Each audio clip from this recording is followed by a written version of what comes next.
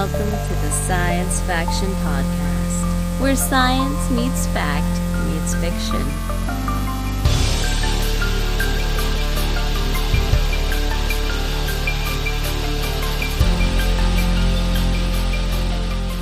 This is Science Faction for the week of June 30th, 2025. I'm one of your hosts, Stephen Dominguez, and with me today, two individuals, just rocking out. Yo, I'm Benjamin Daniel Lawless, and I got the horns going. Devon Kraft. Oh, Devon's excited. Did you just do some crack? What happened? That's the most excited I've heard you in years. Yeah. And that's the end of it. And that was it. All right. Thanks for calling it out there, Steven. Doing this during work, I mean, it's like if we do it at night, I'm too tired. If we do it on the weekend, I'm busy. And then we do it during work, which I have set aside this space to do work. But not to do work. Sorry, that's the whole point. And then it's during work, and I got an email on something like I've been waiting for like a week, and I just got the email, so I'm reading it. I'm curious what it says because I've been waiting for it. And then that's when the podcast starts. So I'm like, it's tough. It's a catch-22. Everything's awful. Okay, well, Devon, you read your email. Ben, how's it going, man? And I'm doing all right. Of course, they got it wrong. I'm like, I've been telling you in literally 10 emails, I've been telling you what to do. And they come back and it says something that doesn't make sense. I'm like, well, no, you didn't even listen to what I was saying. Like, it's actually not even as hard as you're making it. If you would just listen to what I've been saying, now I have to email you back, and you're not going to get, and there's a deadline to this, and you're not going to get it done by the deadline, even though I've been telling you literally for months what to do. So anyway. You're dadding all over the place, man. You got to dad your kids. You got to dad people emailing you. You got to dad Ben. Nobody gets respect. Rodney Dangerfield was onto something. I'll tell you what. All right. There's a link here. Ben, tell us about the link. What's been going on in your real life? All right. So, for the last 6 months, I've been keeping a secret, and this secret has all of a sudden coalesced into a new book. And this is a book called Adieu Plain Snake, which is, well, it's my ode to accidental poems created through Wordle, the New York Times online game. Mm-hmm. And for the last year and a half, every time that I had a Wordle answer that made like an accidental poem, the first one being Adieu Plain Snake, which kind of reminds me of Samuel L. Jackson from Snakes on a Plane a bit. And it was like, oh, wow, I've got to take a screenshot of this. This is really great. And then it kept on happening where my answers would be, would be kind of profound, would be like a little story. So like I had one that was a young heart skate. Oh, which is just delightful. Delightful. That is delightful.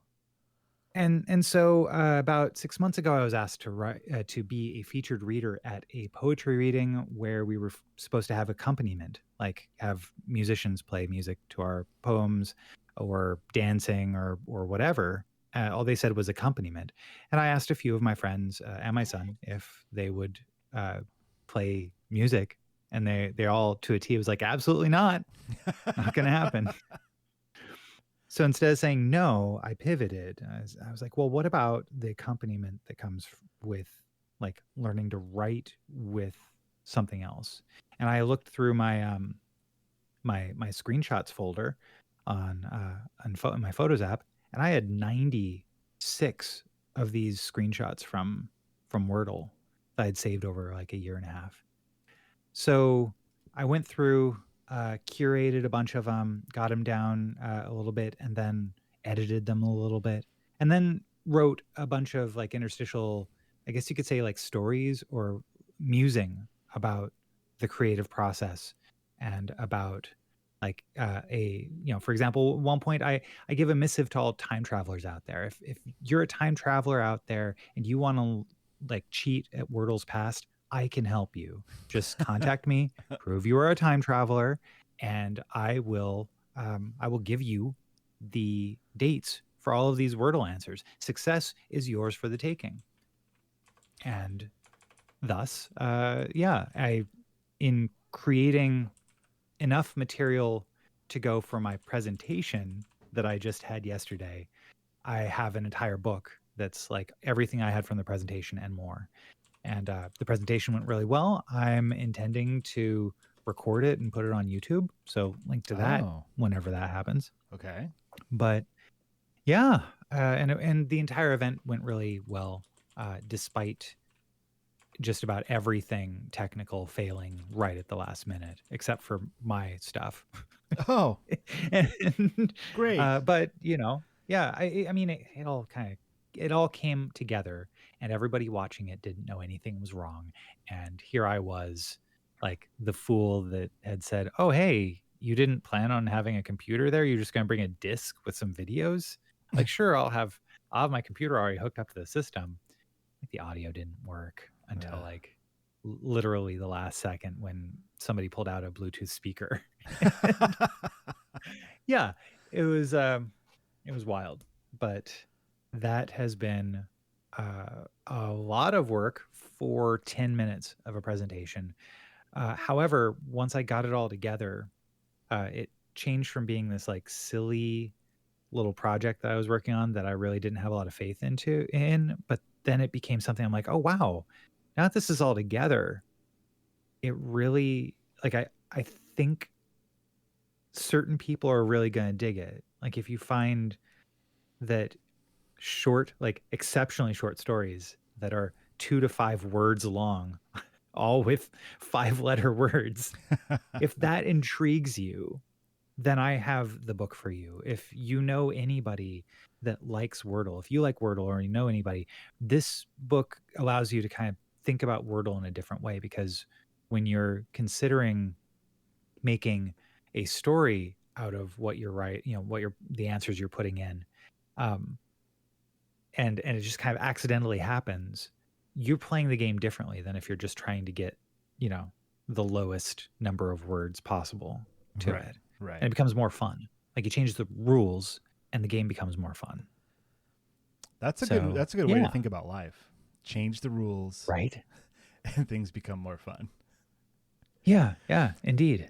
I gotta say, I'm impressed that you're already number 1043 in computers and internet humor, according to Amazon. Yeah, gotta drive those numbers up. You get those numbers up, man. Yeah.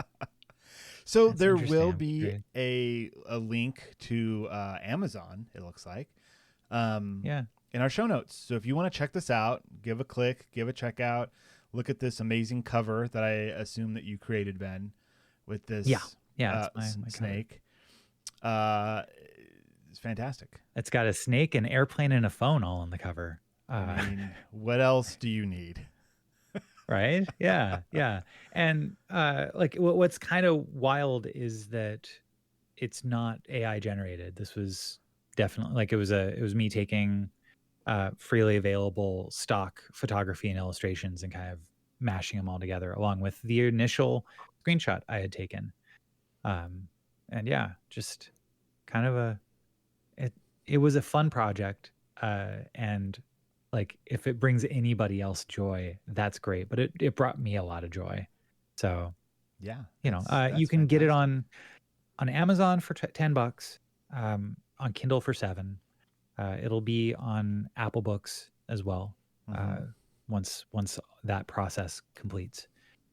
And lots of fun. 5-letter words that create accidental poems. If you want a signed copy, I'll mail your copy to me. I'll sign it, and then I'll send it back to you.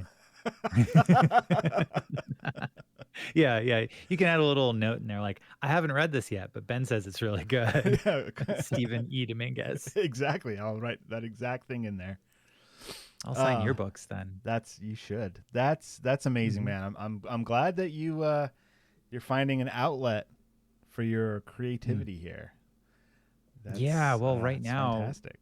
like, what else what else can we do? Not a lot. Right? Yeah. I don't mean to bring it down, but No. this is kind of my a little bit of just an attempt at really thumbing my nose a little bit at this reading, but like taking it seriously in how I thumbed my nose at it, and it became something tremendously interesting. And then, but really thumbing my nose at life. Like, you're trying to get me down. Like, I just made a book of poems that are all 5-letter words strung together. Take that, universe. come at me. Come at me, bro.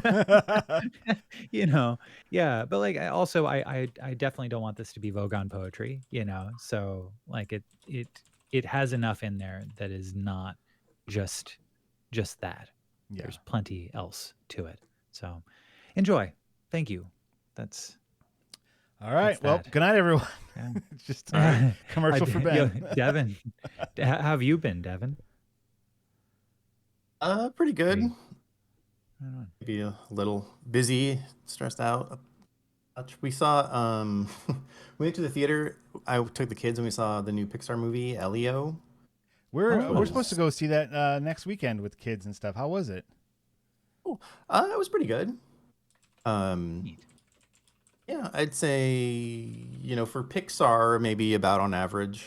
Not like stellar, nothing that would, makes me think it's like the best Pixar movie ever, but it's, the usual high quality Pixar movie. What is the best Pixar movie ever? It's WALL-E. And why is it WALL-E? Yeah, exactly.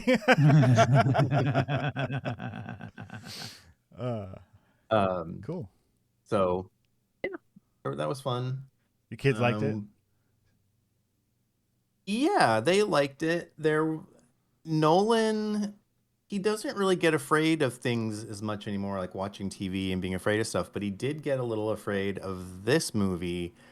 And it was kind of an interesting thing he was afraid of. It wasn't like a big scary monster or like characters necessarily being in peril. There's an element of cloning in the movie where the main character gets cloned, and then another character later. Try not to spoil like why that happens or what it does for the plot, but just the idea that there were clones really seemed to freak him out. And I'm not exactly sure why, and I didn't really want to bring it up and ask him again, but that really, like, the idea of, I guess, there being like someone who's an imposter, or I don't know exactly what it was, but that oh man, show him Invasion of the Body Snatchers and see if he freaks out. I know there's so many. Yeah. Oh, no, I know, like, I get you that WALL-E is an incredible film, but I don't know, for my money, Coco is Coco's really good. That one's kind of Coco's good. No, I mean, they're different. Like, one's sci-fi, the other one's like fairy tale myth. So they're very different types of stories. Yes, but yeah.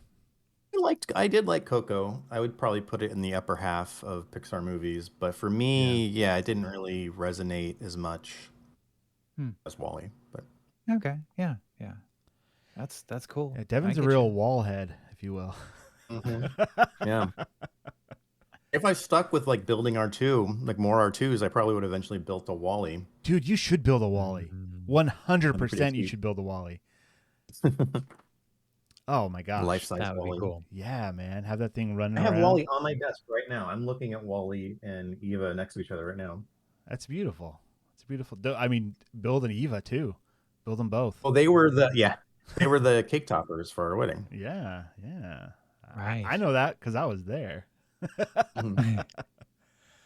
Oh my gosh. Well, speaking of families and being there, it was before times. I had to deal with 2 birthday parties this weekend.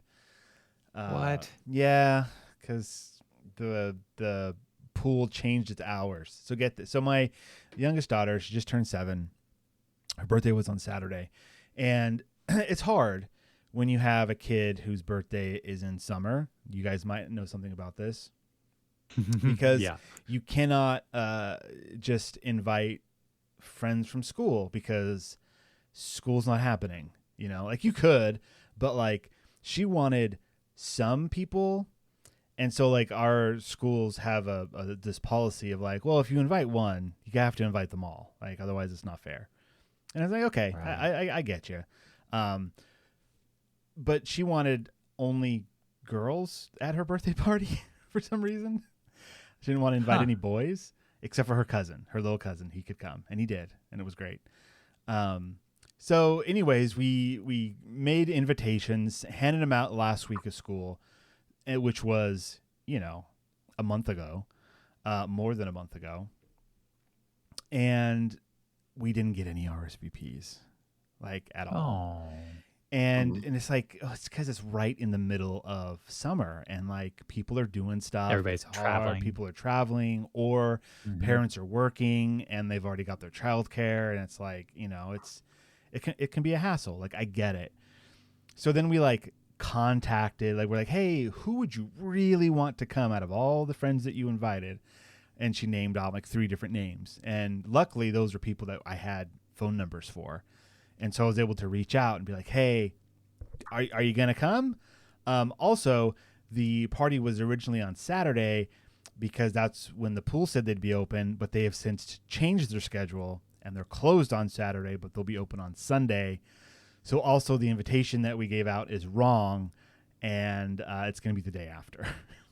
So it was just a big cluster. So Saturday, her real birthday instead was just kind of a hangout day. And her grandparents came up and did some birthday stuff. And then on Sunday, so it was like, birthday all day, because it's her birthday. Yeah. And she had an agreement with her older sister that her older sister had to play whatever she wanted to play because it was her birthday. And so that was the whole thing, which turned out fine. And then the next day is like, all right, now it's time for your birthday party. And two of the 3 friends that said that they would come showed up, so that was nice.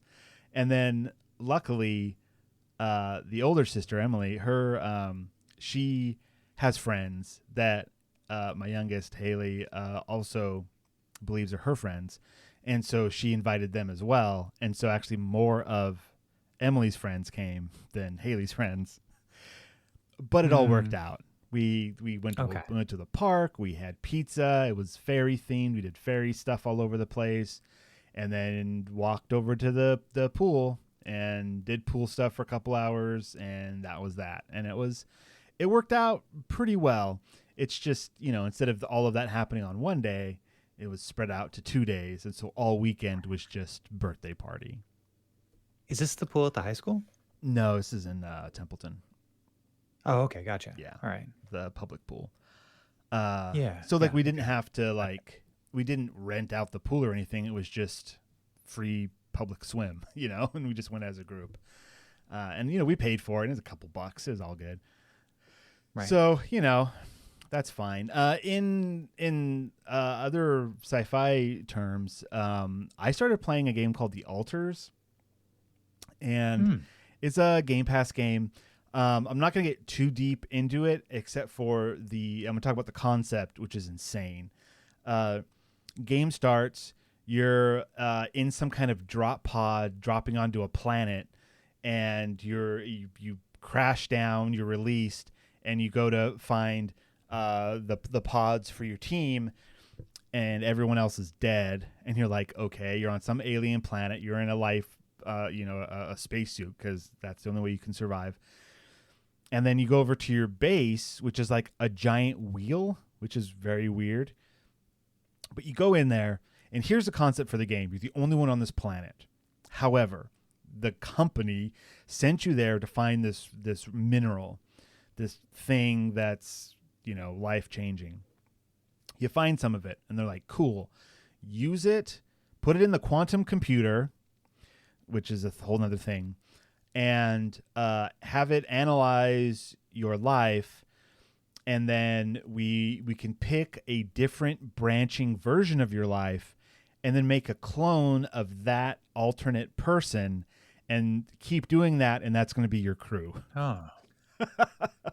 Oh, so geez. yeah, So, yeah. Huh. Sounds like Devon's kids should not play this. No, it's all clones. It's clones all the way down.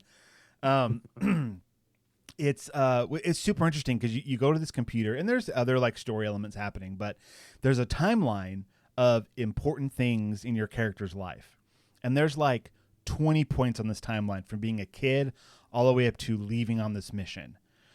And the first time you go in there, like the computer's like computer. And then it's like, it found a point, like a branching point in your timeline. And then it follows the rest of the timeline from this branching point where that person turned into, because you're a builder, whatever that means. Like that was your role for this space mission, is being a builder. Well, the first thing that happens, something breaks, you can't fix it. So this quantum computer figures out, oh, if you had changed your life at this point, you would have turned into a mechanic. All right, let's clone you. And infuse this clone or whatever with this alternate version of you. And then they come out as if they had lived this whole alternate life, and they pop out like, what are you doing here? Why do you look like me? And there's all like this clone existentialism, and they're like, their attitude is different. And then you do that a few more times. Like is when, like whenever a thing pops up that you need this specific role, like a scientist. All right. At one point in your life, did things have to change for you to have become a scientist? And sometimes it's a branch off of another branch, that kind of thing. The cover art shows like maybe 10 of these guys, like all very different, but it's all, the same person, but it's not. Really interesting concept, because the game, like the gameplay itself, that's like the story stuff. The game itself is like this exploration base builder. Like you build different rooms and you go out in the world and you find minerals and you mine them and you bring them back and you build stuff, and it's like a colony builder, but it's wrapped around this really super interesting science fiction based alternate timeline cloning nonsense. It's really cool. And if you have Game Pass, you have it. It's part of Xbox's like Game Pass thing. So it's available on your Xbox, on your PC. I don't know if it's on the PS stuff or Nintendo, but I know it's on. It's a I think it's like a Microsoft thing for now. You can get it on Steam. You can get it on Steam. Yeah, there you go. Yeah, because PC. So there you go. I recommend that for its crazy nonsense.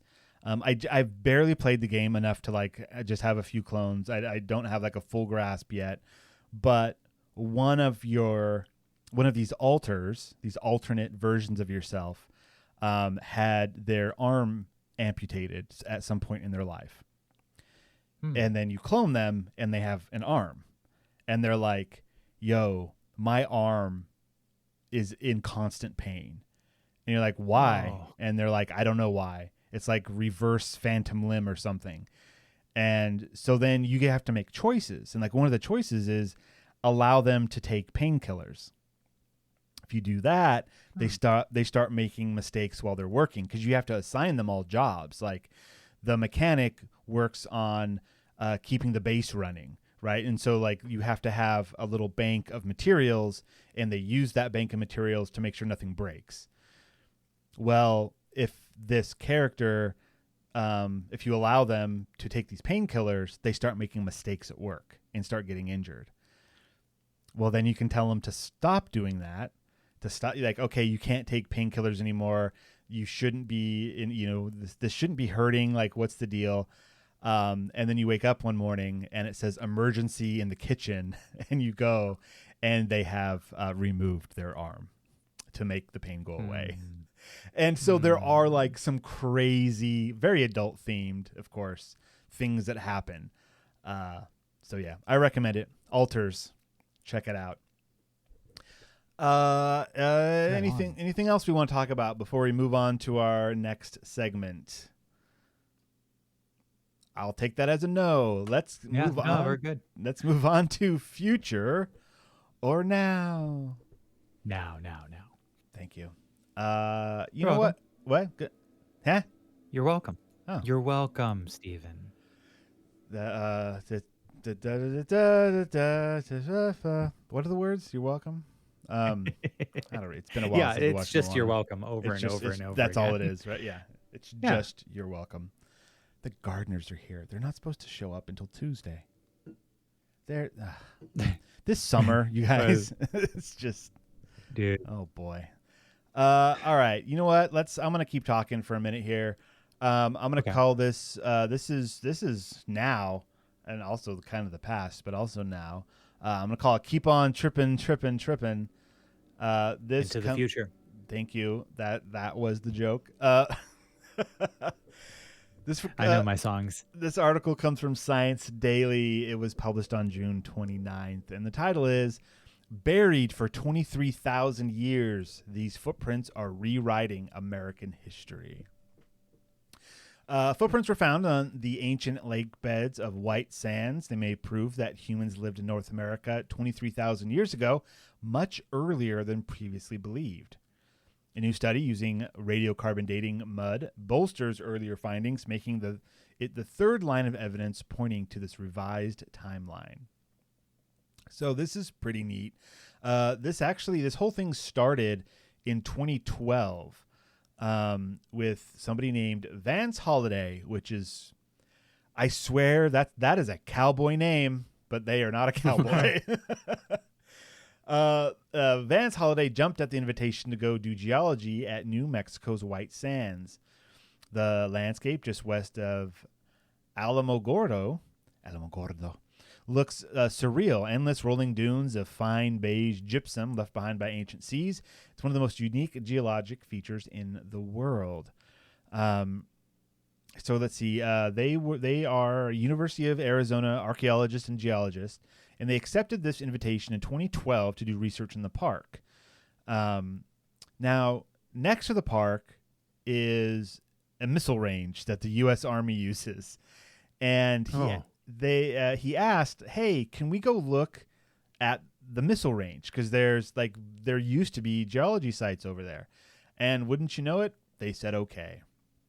So Holiday and a graduate student spent several days examining geologic layers in trenches dug by previous researchers to piece together a timeline for the area.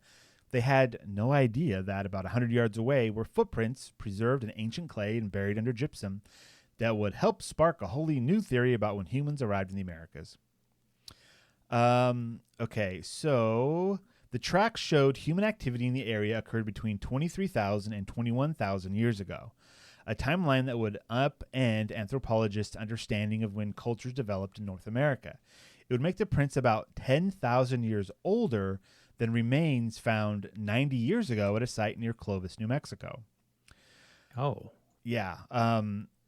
Let's see. Critics have spent the last 4 years questioning the 2021 findings, largely arguing that the ancient seeds and pollens in the soil used to date the footprints were unreliable markers. So in order to date things, they have to find things to date, right? A footprint is just a shape of the mud that's there, but there's like I just said, pollen and seeds in the area, and they could date those things. But then they found a new way to date the mud, and this article doesn't go into specifics of exactly what that is, except that this new paper finds that the mud is between 20,700 and 22,400 years old, which correlates with the original findings that the footprints are between 21,000 and 23,000 years old. So this is the third piece of evidence, right? There's the seeds, there's the pollen, and now there's the mud, all showing this range between 20,700 and 23,000 years. It's all in there somewhere. And not only that, two separate research groups now have a total of 55 consistent radiocarbon dates. So it wasn't just like one dude saying, "Hey, I found the magic and I dated it and it's great." No, they sent these things off, different labs. It says here three different labs, two separate research groups have tested these things, and they're all coming up with these numbers. That's great. That's what you want to see in science. You want to see different individuals testing different things, and when they all come up with the same results, it's like, okay, this is definitely pointing to something. That's good science. So, quote, "It's a remarkably consistent record," said Holiday, who is now a professor emeritus. How do you say that word? Emeritus. Emeritus? I had the wrong Yes. emphasis. Yeah. A professor emeritus. Emeritus. Emeritus. Yeah, you can do it. It's so hard. In the School of Anthropology and Department of Geosciences, who has studied the, quote, peopling of the Americas for nearly 50 years, focusing largely on the Great Plains in the Southwest. So, millennia ago, the White Sands were a series of lakes that eventually dried up. Wind erosion piled the gypsum into the dunes that define the area today. The footprints were excavated in the beds of a stream that flowed into one such ancient lake. Quote, the wind erosion destroyed part of the story, so that part is just gone, Holiday said. The rest is buried under the world's biggest pile of gypsum sand. And then also there were some critiques with the study. Holiday acknowledges that the new study doesn't address a question he's heard from critics since 2021. Why are there no signs of artifacts or settlements left behind by those who made the footprints? It's a fair question, Holiday said, and Holiday still does not have a peer-reviewed answer. We just don't know why these things don't exist. Some of the footprints uncovered for the 2021 study were part of trackways that would have taken just a few seconds to walk, Holiday estimates. It's perfectly reasonable, he said, to assume that hunter-gatherers would be careful not to leave behind any resources in such a short time frame. So he's guessing like, hey, look, people were just walking by here. They're not just going to be throwing stuff around as they walk. Like, they're not modern day. They're not. Oh gosh, they're not littering. Yeah, these are litter bugs haven't been invented yet. Is the thing. Yeah. It also depends on how much stuff they leave behind. For you to find one thing left behind, there's got to be like tens or hundreds actually left behind, and then one might have statistically made it through all this time to be found by us. Exactly. Just think of like putting something down on the ground for 20,000 years. and it doesn't get blown away, or a dog doesn't come by and chew on it, or all of these other things, hundreds, thousands of things that could happen. Here's another quote here. These people live by their artifacts, and they were made far away from where they can get replacement material. They're not just randomly dropping artifacts. It's not logical to me that you're going to see a debris field.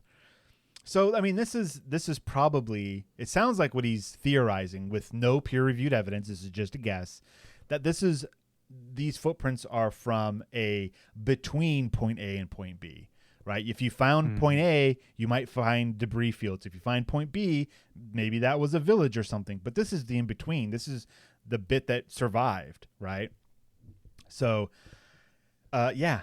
If you find a small chunk of thousands of years from now, you find a small chunk of road, you're like, well, there's no cars around, so obviously this road wasn't used for cars. Like, well, no, it was a between space. Anyways, so yeah, they're theorizing, right? Till you find more evidence, just a theory. But what they do have evidence for is very interesting, and it's, a lot of time more before when they thought it was, which is pretty cool. They pushed it by, what I say, awesome. 10,000 years. That's pretty incredible. Yeah. So go indeed. Humans. Maybe we should go back to living like that. Things might be easier. Who knows? Probably not. Honestly, yeah. Like the things that we enjoy now, much longer lifespans, society, like in whatever shape it is it's in. Farming. We still have a society. We still have exactly. we don't have to know everything about like everything that we enjoy. We're blissfully ignorant of the food chain, to Devon's point a couple weeks ago. Yeah. So my good times. My kids asked about like what eats sharks. And I was like, oh, well, nothing really. They're at the top of this food chain. And they're like, what's a food chain? And I was like, well, and so, I just explained what it is in a kid-friendly manner. And they're like, wait a minute. So we're at the top of the food chain? I was like, well, yeah, because nothing hunts us. We hunt everything else. And they're like, but sharks eat people. I was like, sometimes, yes.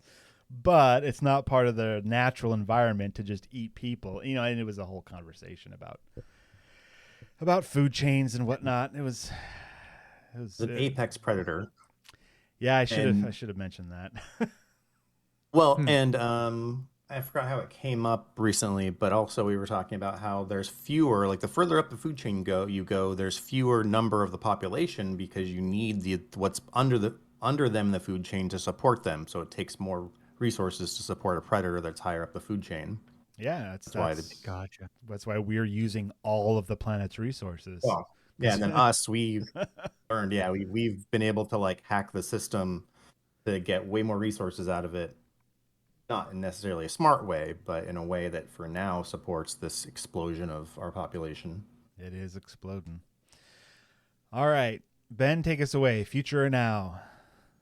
Well, this is definitely future. And really, there's never enough Becky Chambers in my life.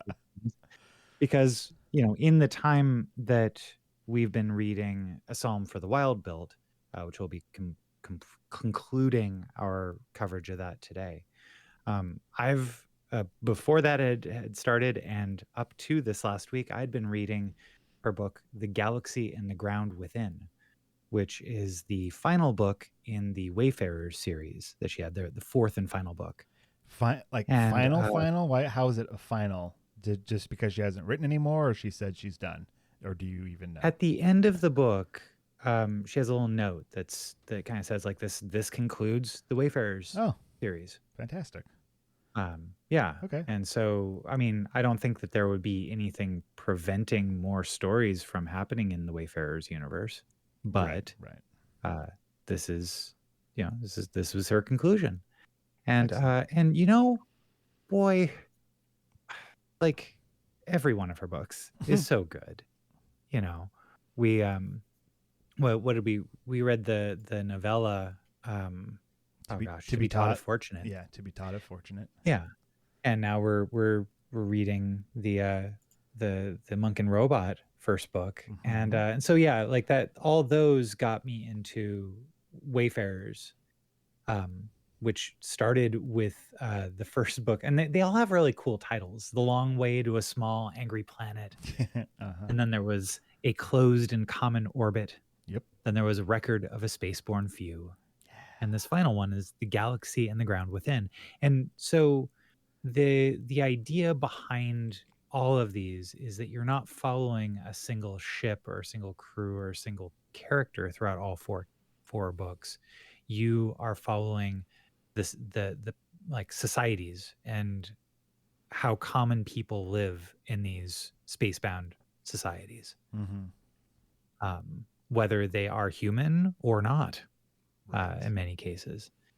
And so The Galaxy and the Ground Within actually has no humans really within it in the story. It's all extraterrestrials, but they're all different space aliens, different members of the Galactic Commons. And what ends up happening is that so like there's this planet. It's called Gora. It's really unremarkable. The only thing it has going for it is that it's close to more popular worlds, so it becomes a little truck stop, like a stopover for ships jumping between these wormholes that keep all the planets of the Galactic Commons connected.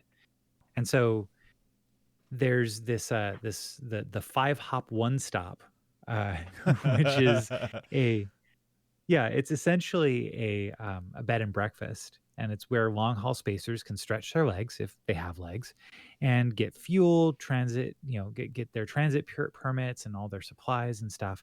And the 5-hop is run by this alien and her sometimes helpful child, who's kind of preteen-ish.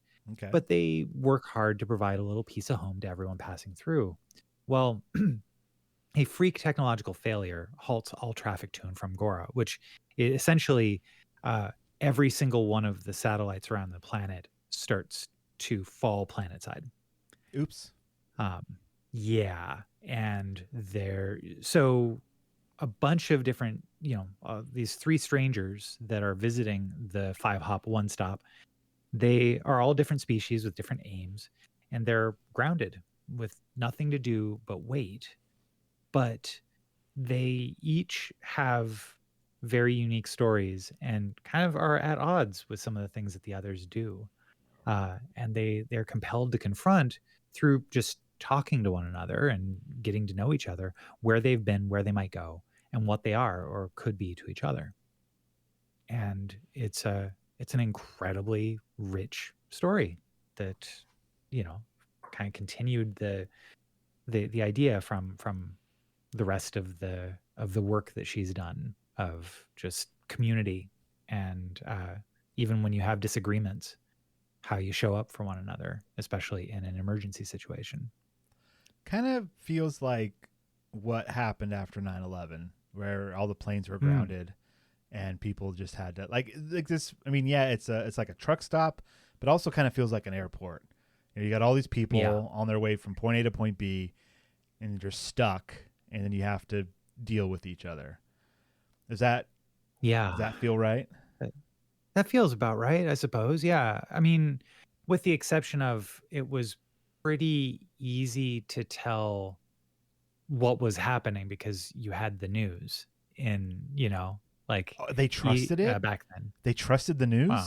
in this book. Oh no! In this book, there is no news. Okay. They are left because the communication satellites have all fallen to the earth, and they're remaining shelter in place. They have no contact with the outside world. They don't know what is happening, why it's happening. Some of the people that they've left behind, like one of the characters, her sister is left on a ship in orbit. And she's really concerned about her sister because her sister's got to take her meds, and she doesn't know, yeah. Okay, yeah, that's a right. That's so a rough like one. it's a really fascinating book, and as happens with all four of these books. I know I mentioned that it doesn't follow any particular characters, but sometimes you get characters that show up that were kind of ancillary characters in her early books. So like one of the characters that's dating someone from the first book is a main character in this. Mm-hmm. So and of course there's like familiar species and other things, governmental bodies and other things that are talked about that are consistent throughout all of her books, which is nice because you kind of get to know the galaxy, their world, how it works, how it functions. It was like Monk and Robot in this universe. Like, is it? She has. It may be, but given, universe? Yeah, I mean, like I don't. There's nothing that connects the two series, though. I imagine that because of the limited scope of Monk and Robot, it's just one moon that has no like connections to other planets. That you can kind of hand wave and say, oh yeah, maybe they are all in the same universe. Yeah, it's just humanity has a very specific storyline within her universe, but you could very easily be like, oh yeah, this was some colony ship from hundreds of years ago, and then this is Monk and Robot book is the future of that, and they just haven't had contact with everyone else. And there you go. Like, sure, it can be the same, but there's no hard connections that I'm aware of. Yeah. So anyhow, now, Devon, Stephen, have you guys read any of the Wayfarers books?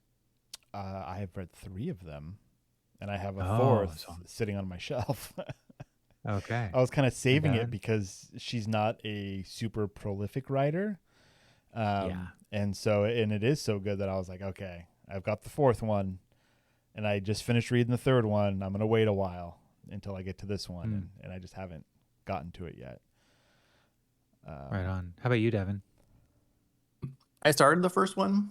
It was just at a time when I wasn't really wanting to read fiction, so I read like the first couple chapters. I wasn't like deep into it and put it down. I just wasn't feeling reading any fiction at the time. So I do want to go back and read it, especially after what other stories we've read of hers. I would definitely be interested in reading a longer form story. The Right on. the Right on. coolest bit from the first book that I think I've talked about before, but it sticks in my mind was the not lizard people. I forget what they're called. I've got like an image of kind of a dinosaur in my head, but the way their society works, where they are very close, very touchy-feely, get in big piles of fun, if you will. Yeah. And Yeah. when the eggs are laid, they are left. Like, okay, we did our business. Here's an egg. I'm out of here. And like, there aren't any strong connections between the immediate parent and child, because and they're left specifically for the elders to raise. And it's because they're like, why would I raise something when I'm not even done learning how to live myself? And I was like, Yeah, oh, so that's so good. right. I Yeah. love that Andrisks are the name Andrisks. of that race. It's Yeah. funny that wasn't coming to my head, but their native language, Reskitkish, does. Like that name sticks in my head more than Andrisk. Reskitkish. Yeah. That's But super yeah. cool. Yeah. Just the whole concept with that species I thought was incredibly original and made sense in the world, like just right, with the amount that the characters are involved, because the Wayfarer's pilot is Andriskian. And they like it warm, and so since they're the pilot and that's a very important job, the parts of the ship are kept very warm to keep them happy. And there's just all of these different analogies towards how we can and perhaps should deal with other cultures. And a lot of it has to do with understanding and having it not be fear-based. And that makes so much sense, to just understand your neighbor instead of fearmonger. To celebrate their differences. Exactly. Yeah. Or rather learn to celebrate your differences, because that's not a natural state. For hunter-gatherers, anything that's different, you'd want to push away. You'd want to, like you fear it. But for civilizations where you have so many differences, it's really infinite diversity and infinite combinations. And, it's us working together actually produces a much better society. Yeah. And there you go. You get the Wayfarer series. Becky Chambers for president. No. What a change that would be. All right. She's an artist. That's different. But great. What a great everything. Let's take a break. And when we come back, we're going to be talking more Becky Chambers. Like Ben mentioned, we're going to conclude our coverage of A Psalm for the Wild Built by Becky Chambers, the final 2 chapters. And so we'll be right back. Oh, wow. Another free listener. Incredible. Look, I love that you're here, but let's be real. You could be getting so much more. Bonus episodes, unfiltered takes, behind the scenes chaos. All you have to do is join our Patreon at patreon.com/Science Faction Podcast, or don't. But if you don't, just know that somewhere in a parallel universe, a better version of you already has. And we're back. Heyo. Devon and is back too. Hello. There he I'm is. back. Okay. You missed your cue. And a big thank you. And a big thank you to our patrons, Renee and Josh. Thanks a bunch. Yeah, thanks. Thanks, guys, for sticking with us, even though your bonus content has been kind of lacking lately. That's how life is right now. Remember, I don't know. We used to have lacking. like half-hour conversations about interesting things, and now it's like occasionally we still do. Occasionally, Steven. It's not. That's true. know. It's all it all has to do with time, right? Time wounds all heals. You got it. Let's talk about book club and what we're not doing. Yeah. Sure. Well, we're not reading another book immediately after this, or short story. We're taking a week off, and we'll figure out what we're going to do there, but no need to. And you can take the week off too, dear listener. Yeah. Like, hey, You're welcome. If you're in America, it's a holiday. So, go for it. If you're elsewhere in the world, then you've got your own Independence Day, and I invite you to celebrate it at that time, because how many countries are there that haven't broken off from Great Britain? Like, not many. Oh, because they won't let go. No, I mean they've been letting go. There's a lot of countries that all have their own Independence Days from Great Britain. Yeah. So good times. Oh boy. All right. Yeah. Well, so we're taking a week off. That's fine. That's great. Next week we'll announce what we're doing for the following week. Send in your suggestions, sciencefactionpodcast@gmail.com. What do you want us to read? I hope it's one of these adult dragon books. What are we doing this week, Ben? So this week we are wrapping up our coverage of Becky Chambers' book, A Psalm for the Wild Built, the first book in the Monk and Robot series, of which there are only 2 books, my friends. Yes. Only 2 books, and this is book 1 so far. I don't know why I thought it was like a longer series. I thought there were like 4 or 5 books. Nope, just 2. No, just the 2. No problem. Yeah. I don't know why I had that in my head, but cool. And the Well, in second that book case, is we might as about the well length of knock the out the first. second one. Come on. Well, yeah, that will come maybe after this next week. We will see. We'll see. But Yeah. hey, listeners, if you're coming along with us on this journey, at least if you're listening to us talk about Psalm for the Wild Build, or if you're reading it yourself and you're enjoying it, pick up the next one. It's more of the same. If you're enjoying this, keep enjoying. Don't wait for us. Go down to your local library, check it out. They're short books. Shout out to my mom who has been reading it along with us and did finish it this week before we recorded. So she's getting to explore and be along with us for the ride this week. What an interesting book club. It's me, it's Devon, it's Ben, and it's Ben's mom. Right? Need there be anyone else? That's it. No. That's all we need. That's it. Just the 4 of us. And All so right. chapter 7 or Audible chapter 9 Yeah. starts. It's the wild. Moscap has agreed to, kind of reluctantly, to take Dex, further into the wilds in order to get to the Hermitage. Mm-hmm. But turns out that the wagon can't make it past a particular point. There's a bunch of overgrown stuff on the road, and there's just no way to go farther. Oh, so then they should just turn around and go back, right? Well, that is brought up, but Dex is driven. The place ahead was simply the world, as the world had always been and would always be. Dex was presumably a part of it, a product of it, a being inextricably tied to its machinations. And yet, faced with the prospect of entering the world unaided, unaltered, Dex felt hopeless, a turtle on its back, legs waving futilely in the air. And then basically just starts packing a bag. Yeah, Dex freaks out a little bit and is like, "Oh, I'm gonna go anyway," and grabs a bag, shoves stuff in it that they think might be what they need. They are not thinking clearly. They're thinking like, I gotta go. However, despite the fact that they think, I'm not going to need an extra change of clothes, packs one anyway. More on that as it develops. But yeah, they get some protein bars, some salted nuts, dried fruit, jerky, some chocolate. And Moscap's just like, this is not what you should be doing. Like, sibling Dex, this is a bad idea. Yeah.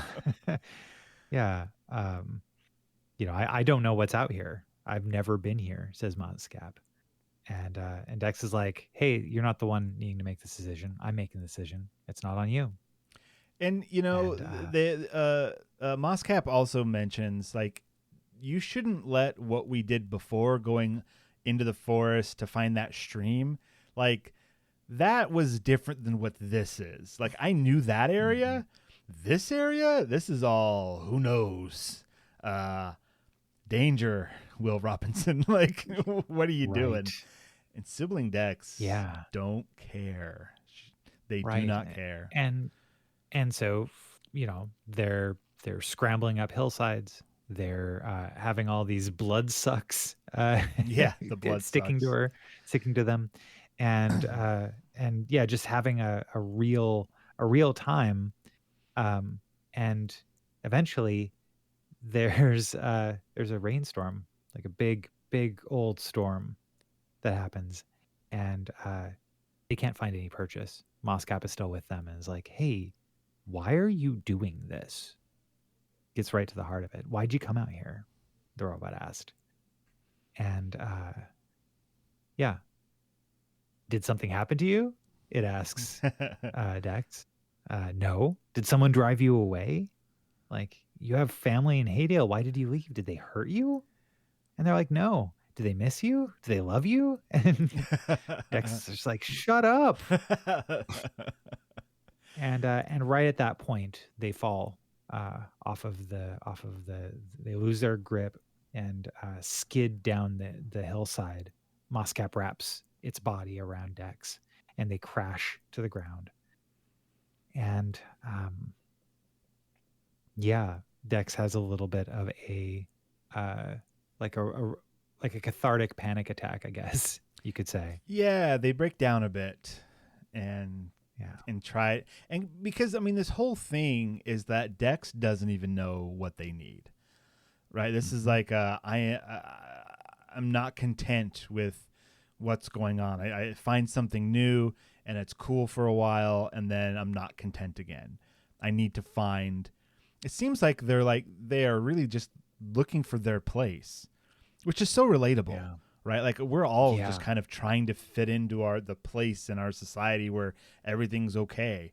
And sometimes you find that, sometimes you don't. Sometimes it's there for a little bit and then it goes away and you have to adjust and all this stuff. And it's almost like Dex is a bit of a whiner because they have it because everything's fine. Right? Like, Yeah. and that's kind of the problem. Everything's fine. They so have the need for something to be wrong. Maybe. Maybe. So this is the point where they find the cave, right? Yeah. They go into the cave, and there's a whole thing about how, like, caves are romanticized in fiction, and it's actually gross and smelly and scary. That's true. There's bones in the corner. Yeah, there's the rib cage. Yeah. And But like I gotta say that honestly, coming to this point in the story recently with me, as we discussed earlier, the book that I just finished and the presentation I had worked on for 6 months, and kind of coming out of that and going like, still nothing quite feels right. Like, I was waiting for this feeling of relief that did not exactly come, and perhaps the problem wasn't all the things that I had agreed to do in the first place. Like, all this is good stuff to do, but like I kind of felt that same feeling that Dex is talking about here. Like, they mentioned they're healthy, they've never gone hungry, and they're loved. They live in a beautiful place. They do meaningful work. Yeah. The world that the robots had left is a good world, a beautiful world. They made it a good place. And yet, every day in the city, they woke up hollow and just tired. So they tried something else, packed up everything, learned a brand new thing from scratch, and worked hard for it. They worked really hard and thought that if they could just do that, then they could, and do it well, they'd feel okay. And yet, they still wake up tired, like something's missing. And yeah. What do you think that's about? How Ben? spoiled? Well, I mean, like, it's. What do you think that's about? Isn't That's the that question, right? mostly everybody? Probably. I mean, I mean, maybe not everybody, but at least, like you were saying, everybody at some point in their life, or some maybe it sticks around more than others. I mean, and this is also probably why it's a common refrain where people are like, "Oh, it was better back when there was more struggle." because then at least there was like Right. something to focus on and to deal with constantly. But that is because we don't have to do that, is that we romanticize it. Yeah. Like, we don't have to go out onto a farm and work from dawn until dusk just to be able to eat. You know, like, we Right. can romanticize about that. Like, yeah, I don't have to worry about checking social media every 10 Mhm. minutes when I'm, you know, out on the farm, you're pulling weeds and milking cows and whatever it is. But that's hard work. That's a whole Right. nother thing. And, you know, maybe we should, like Sibling Dex has done, step out of our comfort zone, do something new from scratch, right? Like, the whole story with Dex is that they were not a good tea person. What were they called? A tea monk? A tea monk. Yeah, like the first time was a total tragedy, and they had to start from scratch. And, you know, in book terms, we got a 2 years later, but think about that. Working on something until you're good at it for 2 years, and that's all that Yeah. you do. That's quite an accomplishment. Dex Yeah. should be very, very proud. But now it's just yet- benign again. It's just like, oh, I did Yeah. that. Now They what? that they have everything they could ever want and have ever asked for, and still wake up in the morning feeling like every day is a slog. And yeah, but that that is not necessarily. I mean, it's the puritanical portion of our society that says, well, you know, salvation is in hard work. Salvation is in, you know, when like maybe that's not it for everybody. You know, Yeah. uh, You know, it's a little bit and different for everybody. That's for sure. right. So Yeah, it's hard. I mean, that's kind of something I've tried to come to terms with, because I kind of bought into the idea of like capitalism, you know, the puritanical work ethic of, if you're rewarded for your work, and everybody should work because it gives them something to do, basically, or gives you your life purpose. And trying to get away from that, it's like, yes, those things are not necessarily true. We don't have to craft society in a way that makes that true or required. But we do have to take care of society and have it function properly. So how do you find a balance where you can provide for people who might not want to work as hard, but also do you not give them as much, and do other people who are working as hard have to give up what they're doing to support those people? So I just, you know, how do you craft society in a way where you're given the freedom, and not just the freedom, like you can make your own choices, but you actually have the opportunity to do something else. Like, if I wanted to go study something different, like art or science, which I would love to do, I can't. I think we've discussed this before. Like, we're locked into our lives the way they are now, because you have to keep doing what you're doing in order to keep it going. We don't have the freedom to just go do whatever we want from a financial perspective. Like, we technically have the freedom. I could just quit my job and go do whatever I want to do, but not live the life I can now and do that.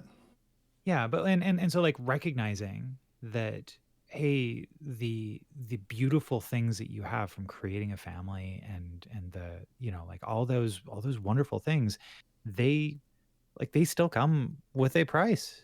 They're not just a thing that we built and then we set it aside and we, you know, and we have the luxury of moving on if we choose to say that that's the the way we're living our lives, right?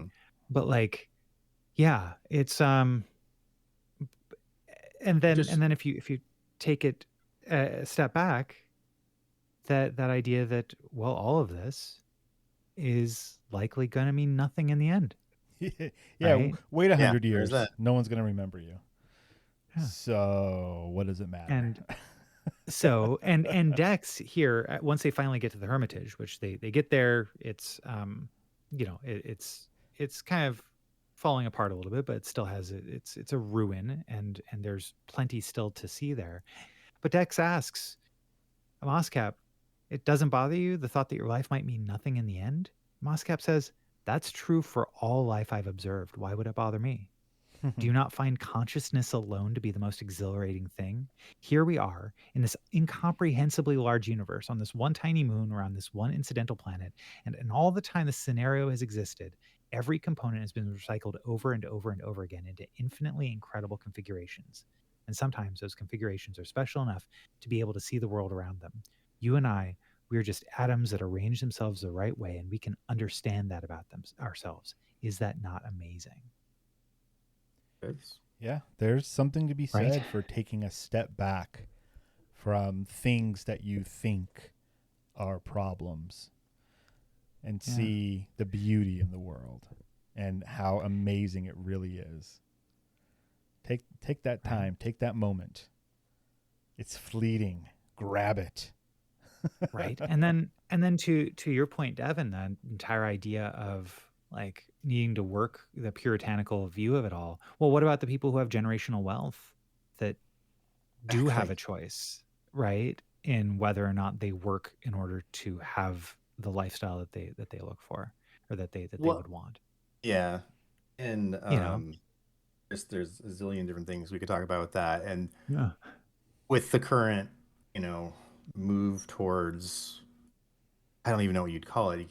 I wouldn't even call it conservatism, because conservatism at least has some internal logic, whether you agree with it or not. But just whatever our country's moving to, the wealthy people at the top who are going to get wealthier are the ones saying, "Oh no, you have to work to, why aren't you working?" Or, you have to have a work Right. requirement to get on Medicare or Medicaid. And it's like, oh, why aren't you doing better? Can't you just pull yourself up by your bootstraps and get a Yeah. better job and blah, blah, blah. It's like, you didn't have to And do at the same that. time, Mhm. yeah, and then at the same time, they're creating situations where that You create the like situations that make that that impossible.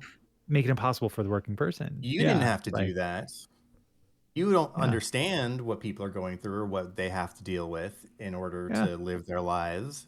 It's like, It's yeah. So those, Eat the rich. and I'll say it. It's ridiculous. yeah. So I mean, like, yeah, how refreshing it is to get this view of this society in this book that does not have those problems, yet still has people in it that wrestle with the same like questions of yeah. purpose Mm-hmm. that Yeah. we Because do. no matter what, if you fixed all those things, if we had a utopia, people would still feel that way. I mean, they'd have the Yeah. freedom to explore and try to maybe fulfill it in some way, but that's not necessarily going to happen, because ultimately it might not even be possible. Well, I mean, there Right. there was a time in our society, and I don't know if this is just something from TV and movies or if it ever really happened, how they say it happened, but what about like, okay, I did college, now it's time to take a year off and figure out what I want to do, right? Yeah. Mhm. Like, what about like that's kind of what Dex is doing here. They've done some work, they've figured out what they like to do, what they don't like to do, but there's still some things they need to work out, and they need time to do it. They need to go out in the Mhm. world, they need to see different things, they need to figure it out.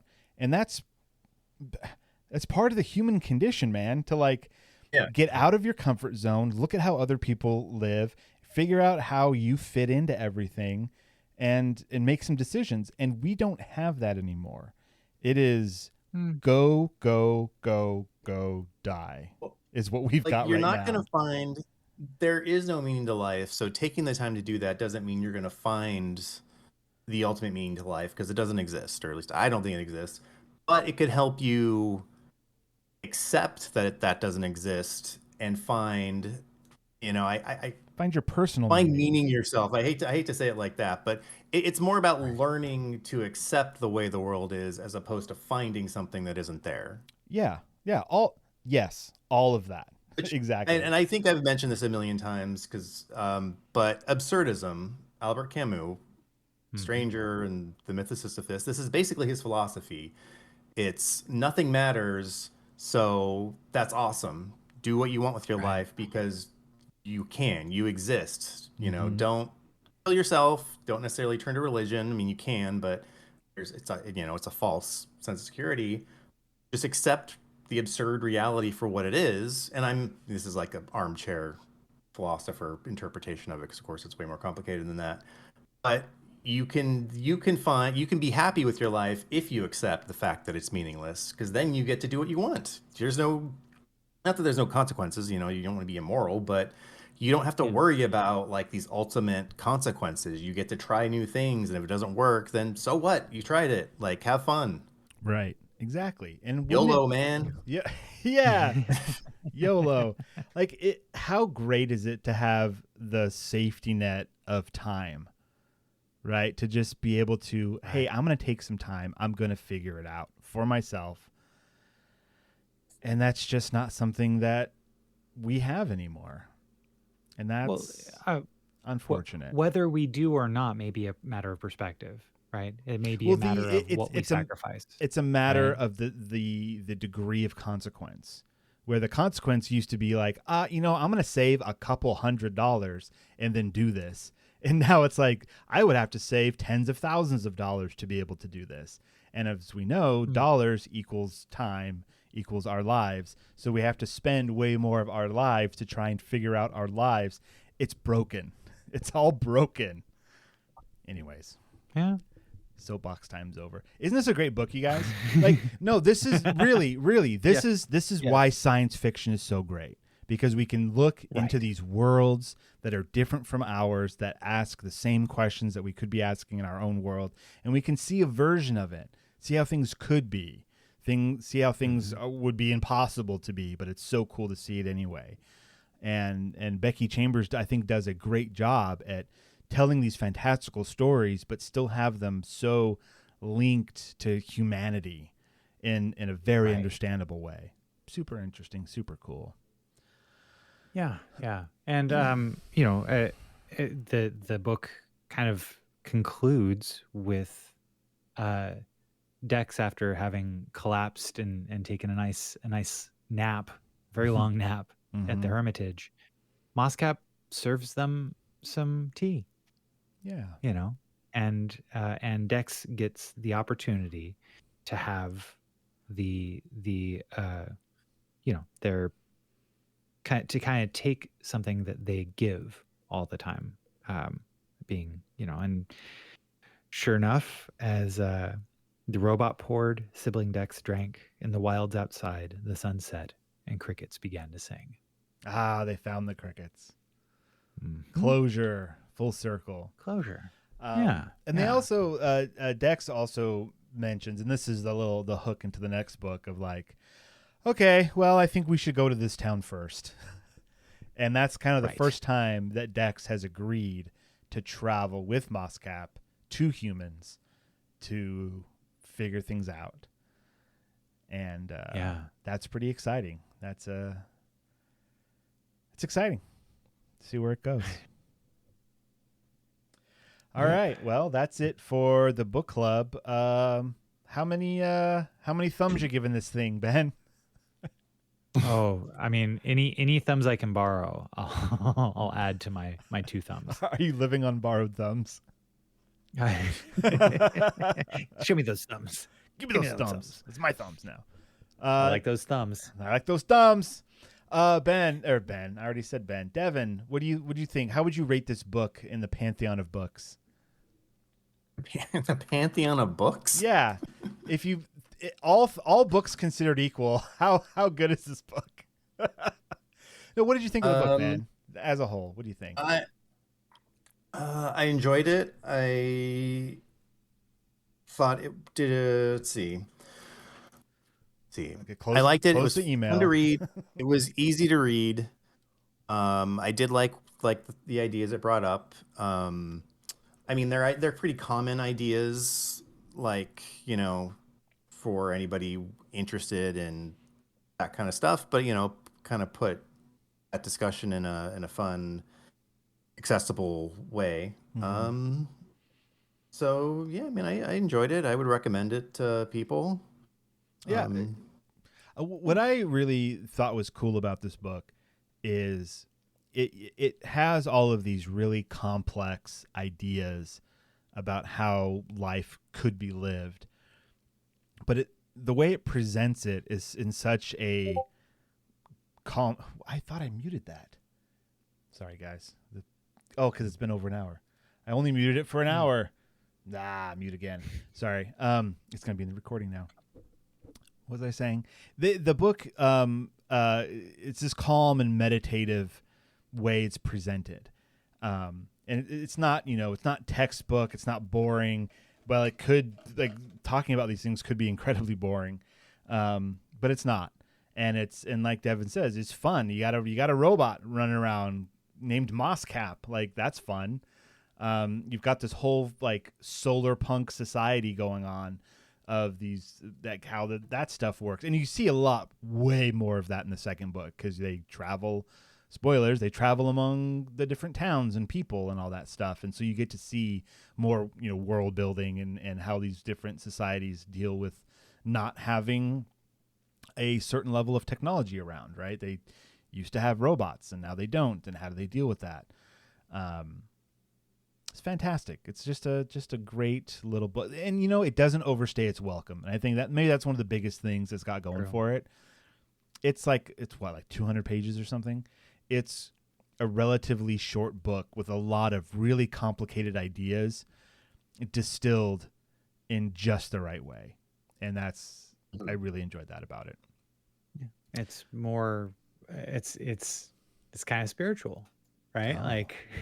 In a way, right? Well, it is a psalm, whatever that means. It's a psalm. What is a psalm? I don't even know what that is. What is a psalm? It's like a poem. I mean, I know them only referenced in the Bible, really. I don't know if they can be just any religious poem or song. But I know it's specifically a biblical thing. The term psalm comes from the Greek word meaning songs of praise. Okay, so a psalm for the wild built would be praise for things built in the wild, which would be the natural world. Oh yeah, which would be both Dex and Mosscap. It would be everything. Praise for things that are alive. Right? Pro-life. Yeah. This book, the title is just pro-life. Is what the title is. that has a lot of connotations there. It certainly does. But I was at a I didn't want to bring this up because it was too much to talk about, but really quickly, we went to a rally yesterday for Beto O'Rourke. I don't know if you're familiar with him. He ran for president in 2020, ran for Senate in Texas in 2020. Or no, also in 2020, so he didn't win the primary, and then he ran for Texas governor in 2022 and didn't win. But anyway, he's still out there doing stuff. But one of the things that was talked about at the rally was taking back the phrase pro-life and being like, Republicans are not pro-life. They don't support, education, childcare, all the things that when you're alive are important to keeping you alive and those types of things. So the phrase pro-life, as Stephen, as you just used it, being, life is great. Let's be pro-life, but that has nothing to do with abortion. Exactly. Right. It doesn't. Wow, his Wikipedia page is long. Anyways, okay. Well, you went. That's cool, man. I guess. Was it good? That was fun, and there were a lot of people showed up. It was at a conference center at a hotel, and it was standing room only. By the time we got there, it was packed. Nice. So good to know. Again, like the No Kings rally, there's plenty of people who don't agree with Trump and the current Republicans here. So well, that's. I mean, for being in Texas, that's incredible. That things are moving in that direction. I saw a clip of an interview with a commentator. I forgot who it was, but he was a political science guy. He was talking about how the pendulum in politics, or in analogizing it to a pendulum, is that pendulums don't swing back and stay in the center. They swing and go all the way over to the other side. And so he's like, we're looking forward to an AOE COE. AOE COE is an acronym used in my work a lot, and so now I'm trying to say AOC, and I accidentally said AOC. So we're looking at a presidency from someone who's very liberal in the future, hopefully. Yeah. Well, all the fingers crossed. Anything can happen. Anything can happen, but that's why I'm I have this feeling of okay, just wait it out 4 years. Hopefully, only 2 years we can get Senate and the House back to liberal control and stop a lot of what Trump's doing. So maybe only 2 years, but 4 years for sure. Trump's gone, hopefully forever. But there's also the chance that it's another 4 years with someone, just as dumb. So hopefully it won't be there. I'd say there's a really good chance it's not going to be, but it's not. It might not just be another 4 years. I never thought I'd be like, I just want normal politicians again. Like, I don't want a power-hungry, greedy little man in charge of things anymore. Can we just get back to just regular old politics that I don't have to pay too much attention to? Like, I don't have to look at my phone first thing in the morning, like going, what now? What thing? What existential dread do I have to deal with that I have no control over and can't deal with?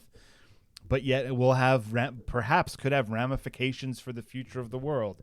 Like every morning. Like, come on. We don't need that in our lives. Ridiculous. Yeah. Anyways, I've got nothing to add to that because there is nothing. We're trapped. We're all trapped. But that's fine. All right. And on that note, well, I mean, like, okay, sorry. Bringing it back to the thing, or to the book here. You're an animal, Sibling Dex. You are not separate or other. You're an animal, and animals have no purpose. Nothing has a purpose. The world simply is. If you want to do things that are meaningful to others, fine, good, so do I. But if I wanted to crawl into a cave and watch stalagmites with Frost Frog for the remainder of my days, that would also be fine and good. You keep asking why your work is not enough, and I don't know how to answer that, because it is enough to exist in the world and marvel at it. You don't need to justify that or earn it. You are allowed to just live. That is all most animals do. All right. I'm just going to live for a while then. There you go. Yeah. Yeah. Try to add awe to your life. Notice things. I just want to live, man. I just want to live. Devon, do you have any final thoughts? No. I thought you were gearing up for something there, but that's okay. No. Ben, any last words? Yeah, I was shocked to find that one of my friends had an AI girlfriend. He told me he was dating a model. Good night, everybody.